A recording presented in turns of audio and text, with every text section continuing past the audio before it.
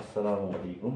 আমরা চলে এসেছি আরেকটি ভেক্টরের প্রবলেম সলভিং ক্লাসে। আজকের ক্লাসে আমরা বেশ কিছু মজার মজার প্রবলেম সলভ করব। সো প্রথমে আমি একটা প্রবলেম নিয়ে এসেছি। এই প্রবলেমটিতে বলা হয়েছে যে A1 এবং A2 দুটা ভেক্টর আছে যাদের মান যথাক্রমে 4 একক এবং 5 একক। 4 একক এবং 5 একক, এবং A1 আনুভূমিকভাবে আনুভূমিকের সাথে 30 ডিগ্রি কোণে কাজ করছে, এবং A2 হলো যে আনুভূমিক বরাবর কাজ করছে। তাহলে লব্ধির আনুভূমিক এবং উলম্ব অংশ কত? সো ব্যাপারটাকে আমি যদি ফিগার আউট করি, সাপোজ এটা আমার আনুভূমিক, এটা আমার উলম্ব। সো আমার A2 যেটা সেটা কাজ করছে এই বরাবর, এবং A2 এর মান 5 একক, এবং A1 যেটা A1 কাজ করছে এই বরাবর, এবং A1 এর মান 4 একক, এবং A1 হলো যে এর সাথে 30 ডিগ্রি কোণ করছে।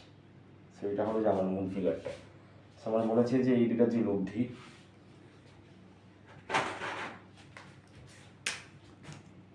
এই দুটা যে লব্ধি এটা হবে এই বরাবর, এবং লব্ধির আনুভূমিক বরাবর উপাংশ কত এবং উলম্ব বরাবর উপাংশ কত। সো এটা আপনাকে জিজ্ঞাসা করা হয়েছে। সো এটা বের করে দুইটা প্রসেস আছে। আমি প্রথম প্রসেসে করছি। প্রথম প্রসেস হলো যে আপনি হলো যে দুইটা যে আলাদা আলাদা ভেক্টর আছে এদেরকে যোগ করেই তো আপনি এই ভেক্টরটা পাবেন, লব্ধি ভেক্টর পাবেন, বা লব্ধি ভেক্টরকে ভেঙেই তো আপনি এই দুইটা ভেক্টর পাচ্ছেন, তাই না? তার মানে আপনি যদি লব্ধি ভেক্টরের আনুভূমিক উপাংশ এবং উলম্ব উপাংশ বের করতে চান, তাহলে আপনি এখানে এটা করতে পারেন যে আপনি এই ভেক্টরটার আনুভূমিক উপাংশ নেবেন এবং এই ভেক্টরটার আনুভূমিক উপাংশ নেবেন, এরপরে দুটাকে যোগ করবেন। যোগ করলে যেটা আসবে সেটাই হবে আপনার লব্ধি ভেক্টরের আনুভূমিক উপাংশ। কেননা এই দুটা ভেক্টরের আনুভূমিক উপাংশের যোগফলই তো লব্ধি ভেক্টরের আনুভূমিক উপাংশ। বা অন্যভাবে বলা যায় যে এই দুটা ভেক্টরের যোগফলই তো এই ভেক্টরটা। তার মানে এই ভেক্টরটা থেকে আমি যদি আনুভূমিক উপাংশটা বের করতে চাই, তাহলে তো এই দুটা ভেক্টরে আলাদা আলাদাভাবে আনুভূমিক উপাংশ বের করে যোগ করা যা কথা, এই লব্ধি ভেক্টর আনুভূমিক উপাংশ বের করা একই কথা। সো আপনি এটা করবেন, এটা করতে পারেন। তারপর হলো উলম্ব উপাংশের ক্ষেত্রে এটা উলম্ব উপাংশ নেবেন, এটা উলম্ব উপাংশ নেবেন, তারপরে দুটা যোগ করবেন। যোগ করলে যা আসবে সেটা হবে আপনার আনসার। আমি করতেছি।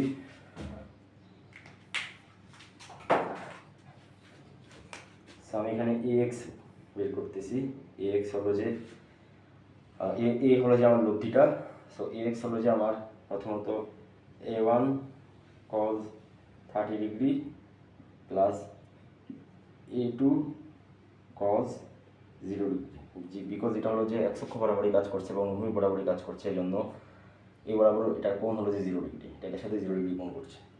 তো A1 এর মান 4, cos 30 ডিগ্রির মান হলো যে √3/2, এবং A2 এর মান 5, cos 0 ডিগ্রির মান 1, তাহলে এটা দাঁড়াচ্ছে আপনার 2√3 প্লাস 5, এটা দাঁড়াচ্ছে এটার আনুভূমিক উপাংশ। তো AX বের হয়ে গেল, এখন AY এর পালা। সো AY বের করার ক্ষেত্রে আপনি AY দিবেন, দেন দিবেন A1 sin 30 degree plus A2 sin 0 degree, just কজের জায়গায় সাইন আনবেন। সো সাইন 30 ডিগ্রির A1 এর মান 4, সাইন 30 ডিগ্রির মান হাফ, এবং A2 এর মান কত? A2 এর মান 5, এবং সাইন 0 ডিগ্রির মান 0, তাহলে আপনার মান আসতেছে এটা 2। আসলে কি আপনি বুঝতে পেরেছেন? এত একক এবং এটার মান এত একক। আশা রাখি আপনি বুঝতে পেরেছেন। ফার্স্ট প্রসেসে করা হলো। সেকেন্ড আরেকটা যে প্রসেস বলেছি সেটা একটু হার্ড একটা প্রসেস, এই প্রসেস কখনো ফলো করতে চেষ্টা করবেন না, বাট এই প্রসেসও করা যায়। সেটা হলো যে আমি যে লব্ধিটাকেই বলেছি, তাই না? লব্ধিটা যখন আমি বের করব, তখন আমি ট্যান থিটার যে সূত্রটা আছে, ট্যান থিটার যে অ্যাঙ্গেল সিঙ্গেলের যে সূত্রটা, ওই সূত্রটা দিয়ে আমি A2 এর সাথে এরকম কত গুণ করতেছে এটা আমি বের করতে পারি। যদি A2 এর সাথে কত গুণ করতেছে এটা আমি বের করতে পারি, তাহলে কিন্তু ইজিলি আমি বের করতে পারবো এটার অনুভূমিক উপাংশ কত আর লম্ব উপাংশ কত। অনেকে বলবে ভাই তাহলে এটার মান কত? এটার মান আপনি সামান্তরিক সূত্র দিয়ে বের করবেন।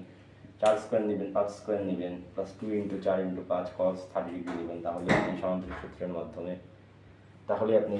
সূত্রের মাধ্যমে এইটার এর মানটা পেয়ে যাবেন।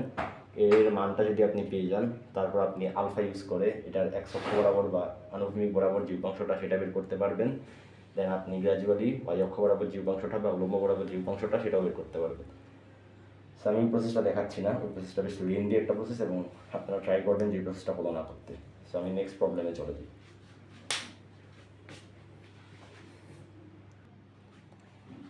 আমরা নিয়ে এসেছি আরেকটি প্রবলেম। সেই প্রবলেমে বলা হয়েছে যে একটা লন রোলার হলো যে মূলত আপনি মাঠে যখন দেখবেন যে ক্রিকেট মাঠে পিচ ঢালাইয়ের জন্য যে রোলারটা ইউজ করা হয়, এটা একটা হাতল থাকে। তো হাতলটা দিয়ে দেন টানার মাধ্যমে পিচ ঢালাই দেওয়া হয়, সেটাকে লন রোলার বলে।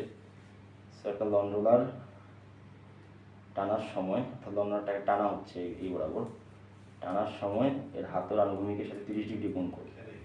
আনুভূমিকের সাথে কত কোণ করছে? 30 ডিগ্রি কোণ করছে। আশা করি বুঝতে পেরেছেন যে আনুভূমিকের সাথে যখন টানতে সেটা এইভাবে, দেন আনুভূমিকের সাথে এটা 30 ডিগ্রি কোণ করছে। কোণ করে 39.2 নিউটন বলে বল প্রয়োগ করে, আনুভূমিকের সাথে 30 ডিগ্রি কোণ করে 39.2 নিউটন বল প্রয়োগ করে টানা হচ্ছে আর কি। 39.2 নিউটন, বলটার মান কত? 39.2 নিউটন। তো একটা লন রোলার টানার সময় এর হাতল আনুভূমিকের সাথে 30 ডিগ্রি কোণ করে 39.2 নিউটন বল প্রয়োগ করে টানা হচ্ছে, তবে এর ওজন কত হ্রাস পাবে? সো এটা মূলত নিউটনিয়ান বলবিদ্যার একটা প্রবলেম। নিউটনিয়ান বলবিদ্যাতে এই প্রবলেমটা একদম ইজি একটা প্রবলেম। নিউটনিয়ান বলবিদ্যা যেহেতু আপনাদেরকে পড়ানো হয় নাই, এই জন্য আপনাদের অনেকের মনে হতে পারে যে এটা কী জিজ্ঞাসা করা হয়েছে আসলে। সো আমি এখানে জাস্ট একটু কনসেপ্টটা একটু ক্লিয়ার করে দিই। দেখেন, লন রোলারের ওজন কাজ করতেছে এই দিক বরাবর। তো আপনি যখন এই বরাবর এটাকে টানতেছেন, তখন কিন্তু এই বলের একটা অনুভূমিক অংশ থাকবে, একটা উলম্ব অংশ থাকবে। তো উলম্ব অংশটা কি ওজনের ঠিক বিপরীত দিকে কাজ করছে, তাই না? তার মানে যখন উলম্ব অংশটা ওজনের ঠিক বিপরীত দিকে কাজ করবে, তখন ওজন থেকে এই যে বলটা, সেই বলটা যে মাইনাস করা হবে, কারণ ওজন কাজ করছে এইদিকে, আরেকটা বল কাজ করছে ঠিক তার বিপরীত দিকে। তার মানে নিটটা কি হবে? নিটটা হবে এটা মাইনাস এটা, কিন্তু ওজন তো বেশি, এই জন্য লন রোলার উপরে উঠে যাবে না, লন রোলার নিচেই থাকবে আর কি। আর যদি উল্টাটা হতো, যে লন রোলার আমরা ঠেলা দিতাম, লন রোলারকে আমি এখান থেকে ঠেলতাম, তাহলে লন রোলার যখন সামনে যাবে, তো আমার এই বলের একটা অনুভূমিক অংশ আছে এই বরাবর, সেই জন্য সামনে যাবে। আর ওজন নিচের দিকে কাজ করছে, আর লন রোলারের যে উলম্ব অংশ সেটাও নিচের দিকে কাজ করছে, তখন কিন্তু ওভারঅল যেই নিট বলটা লন রোলারের উপর, সেটা হলো যে উলম্বভাবে বেড়ে যাবে, বাট এখানে হলো যে কমে যেতেছে। সো আপনাকে ইজিলি বলতে জিজ্ঞাসা করা হয়েছে যে এই বলটার উলম্ব অংশ কত আর কি, এটা জিজ্ঞাসা করা হয়েছে, যদি ইজিলি আমি বলি।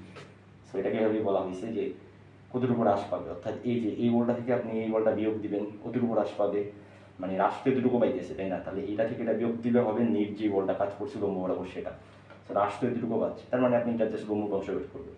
তো লম্ব অংশ কত? 39.2 sin 30, তাহলে কত আসতেছে? 39.2 ডিভাইডেড বাই হাফ, sin 30 ডিগ্রির মান হাফ। সো এটা করলে কত আসে? মিটারে পড়ে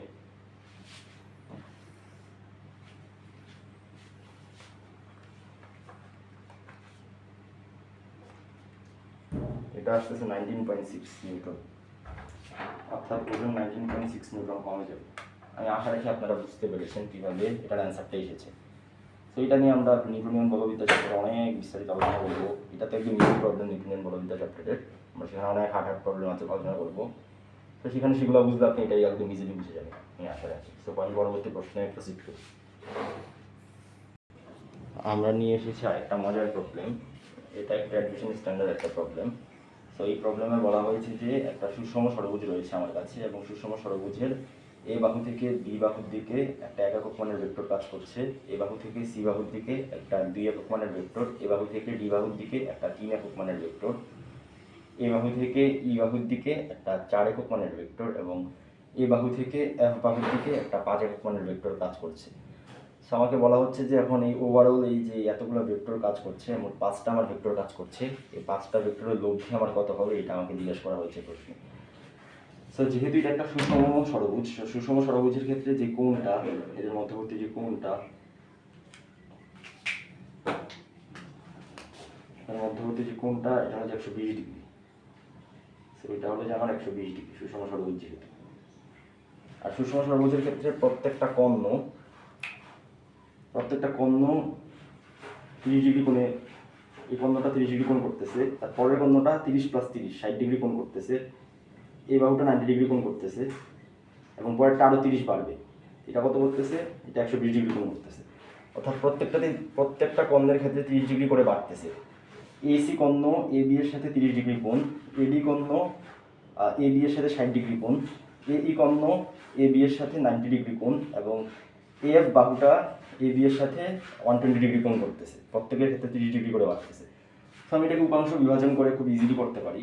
সো আমি উপাংশ যদি বিভাজন করি যে 2 এর এই বরাবর উপাংশ কত, সো 2 এর যদি আমি এই বরাবর উপাংশটা নিই, তাহলে সেটা আসতেছে আমার, আমি যেহেতু কোণটায় দিক দিয়ে নিতেছি, তাহলে 2 cos 30 ডিগ্রি, মানে x অক্ষ বরাবর যে উপাংশটা 2 cos 30 ডিগ্রি, সাপোজ আমি আর এক্স দিলাম, মানে resultant of x 2 cos 30 degree, এক একটা তো এক, 1 cos 0 ডিগ্রি, 1 cos 0 ডিগ্রি বা 1 cos 0 ডিগ্রি আর লিখতেছি না আলাদাভাবে। তারপর হইতেছে 3 cos 60 ডিগ্রি, তারপর হইতেছে 4 cos 90 ডিগ্রি, তারপর হইতেছে 5 cos 120 ডিগ্রি। সেম একইভাবে আর ওয়াই যেটা, আর ওয়াইকে আপনি নিতে পারেন যে 2 cos, আর ওয়াই দেখেন নেগেটিভ দিকে কাজ করতেছে, সবার ওয়াইটা নেগেটিভ দিকে কাজ করতেছে। কাজে শুরুতে একটা আপনি নেগেটিভ সাইন নিয়ে নিতে পারেন, একটা মাইনাস নিয়ে নিতে পারেন, দেন আপনি দিতে পারেন যে 2 sin 30 ডিগ্রি প্লাস এটা হবে 0, 1 sin 0 ডিগ্রি, 1 sin 0 ডিগ্রির মান হইতেছে 0, সেটা আমার থাকতেছে না, plus 3 sin 60 degree plus 4 sin 90 degree plus 5 sin 120 degree. So এটা হলো আমার আর এক্স এবং আর ওয়াই এর মান। সো আপনি আর এক্স এবং আর ওয়াই বের করার পর জাস্ট সেখান থেকে নর্মাল প্রসেসে আপনি আরটাকে বের করে নেবেন।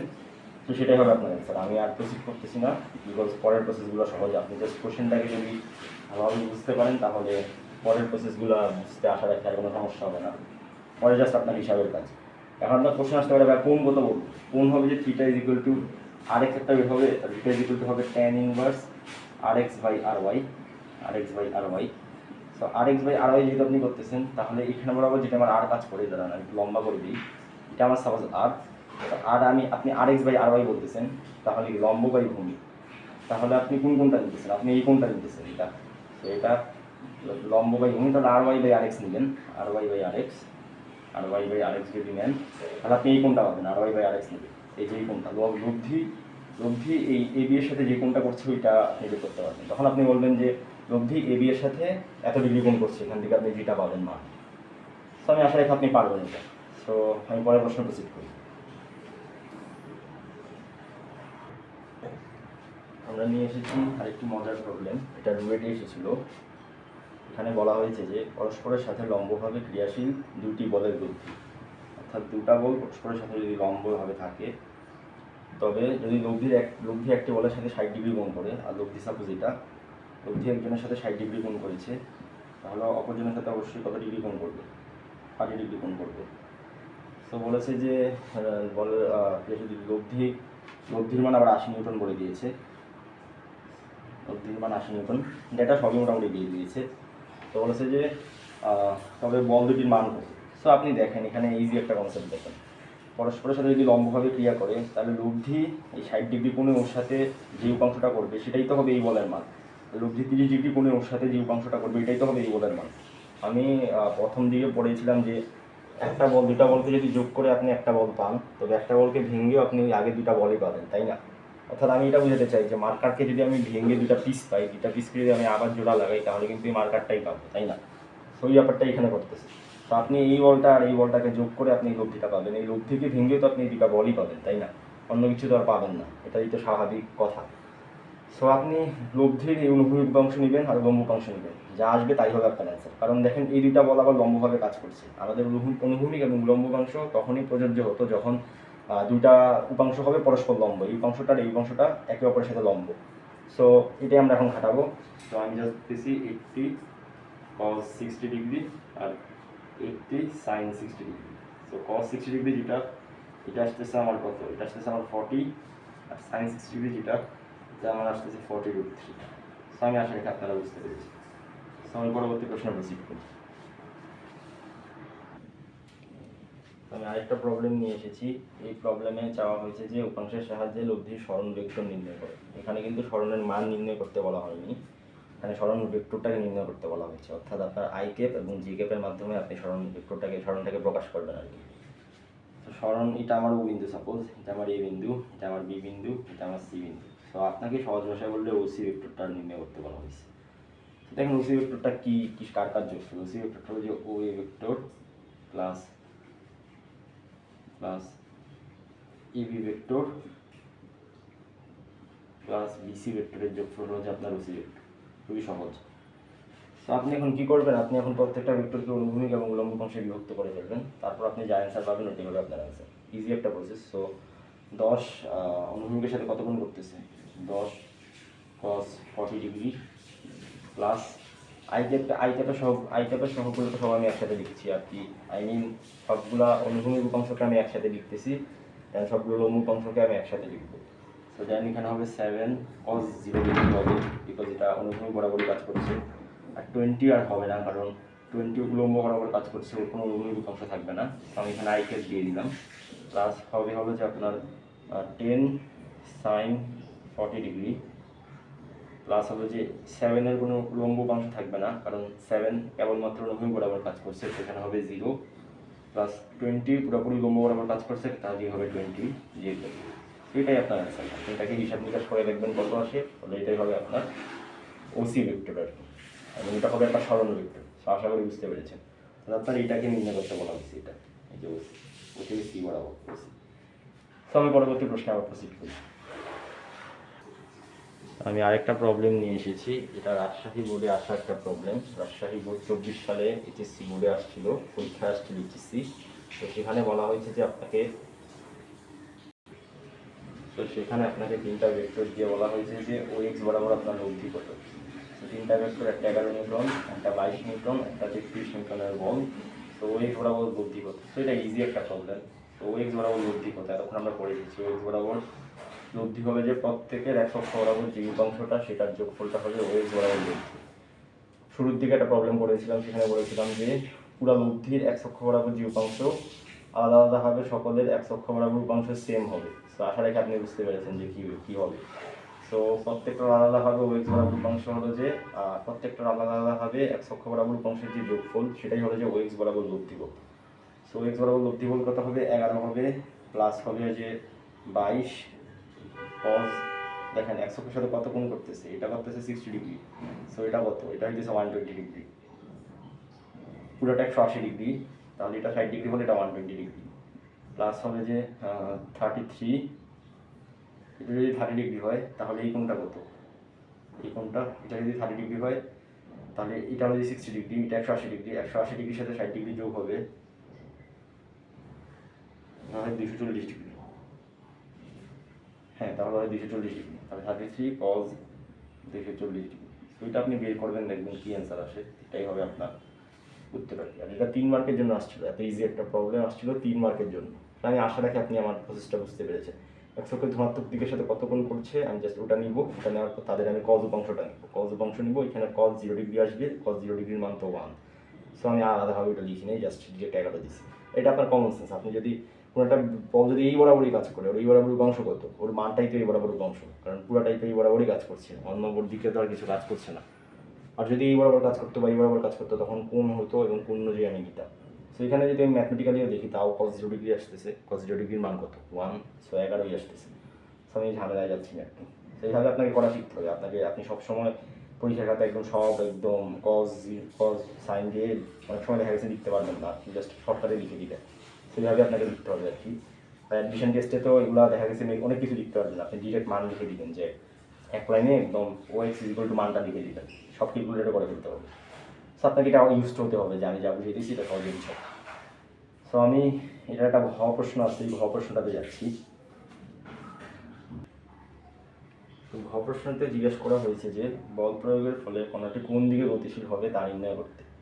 এটা আরও সহজ, এটা আরও সহজ বলতে, এটা তো এই কিছুক্ষণ আগে আমরা করে আসছি যে এক্স অক্ষ বরাবর উপাংশ নিব, ওয়াই অক্ষ বরাবর উপাংশ নিব, দেন লব্ধির দিকটা বের করবো শেষ। এক্স অক্ষ বরাবর উপাংশ তো আগের প্রবলেম আমি অলরেডি বের করে ফেলছি। ওয়াই অক্ষ বরাবর কী করবো, সাইনগুলো নিব, সাইন উপাংশগুলো নিব। সাইন উপাংশ নেওয়ার পর আমি এক্স অক্ষ বরাবর উপাংশ জানি, আমি ওয়াই অক্ষ বরাবর উপাংশ জানি। তো আমি লব্ধি কোন দিকে যাবে আমি জানি, তো লব্ধি যেদিকে যাবে আমি সেই দিকটাই আমাকে বসে বের করতে, আর কিছু। এটা একদম ইজি একটা প্রবলেম, এটা আমি আপনাদের জন্য রেখে দিলাম, এটা আপনারা সলভ করবেন। তো এটার মানটা কত আসছে জাস্ট বলছি আমি।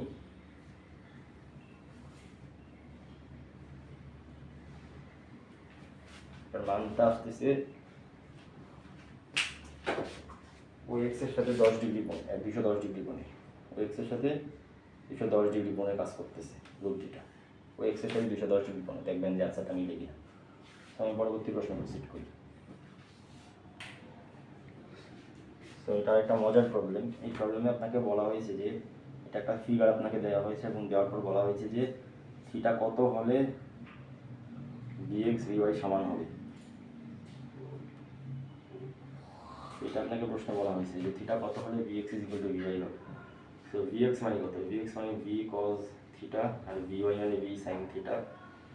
সো ভি ভি কাটা, কস থিটা সাইন থিটা। তো আমি যদি সাইন থিটাকে কস থিটাকে ভাগ করি তাহলে আসতেছে tan theta is equal two 1। Ten কত ডিগ্রির মান 1, টেন 45 ডিগ্রির মান 1, অর্থাৎ থিটা 45 ডিগ্রি হলে আপনার VX is equal two VY হবে। তো আজকের ক্লাসটা এই পর্যন্তই থাক।